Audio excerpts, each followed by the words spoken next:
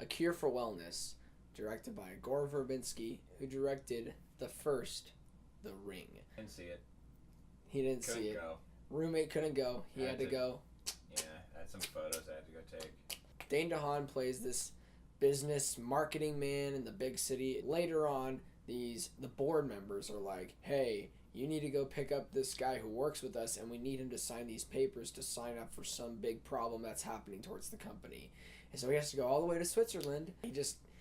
Dane DeHaan just goes to pick up this guy who they need. I'd rather talk about the positives first so I can be somewhat happy about this movie. Dane DeHaan did a good job with what he had. Jason Isaacs was probably my favorite part, or the best part for what he could have done for this film as well with his acting ability. It's not like the screenplay was bad, it was fine. Nothing was like jaw-dropping, like awful. It was just like, I've seen this before. The last positive I have is the visuals. They're amazing. This, like, the way Gore Verbinski has his eyes on the camera and what he wants, like exactly what you see in the film visually, not story or execution, but visually, he does a great job with that.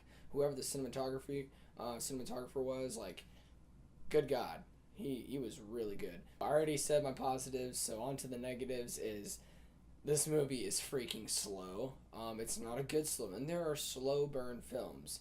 Like, for me, Suspiria, the one that you showed me, I feel like that's a slow burning film for me.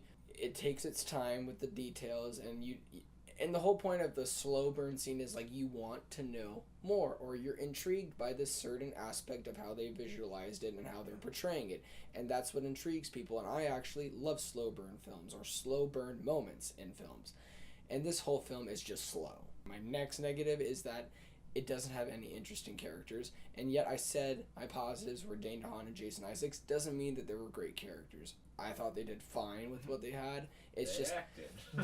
they didn't have my attention. Like, they acted, yeah, like they did a good job. I didn't really care about their backstories. It was also predictable for their backstories, and they just didn't have anything holding on to them that was going to keep my attention throughout the next 2.5 hours of this movie.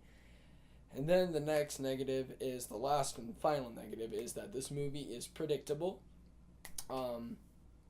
You can definitely tell by at least 50 minutes to an hour, or 40 minutes to an hour. You can be like, yeah, I'm starting to fit the pieces together where this could possibly go. There was one thing that somewhat surprised me in a sense, but other than that, completely obvious reveal. I'm just saying I'm never going to watch this again, but I admire Gore Verbinski for it.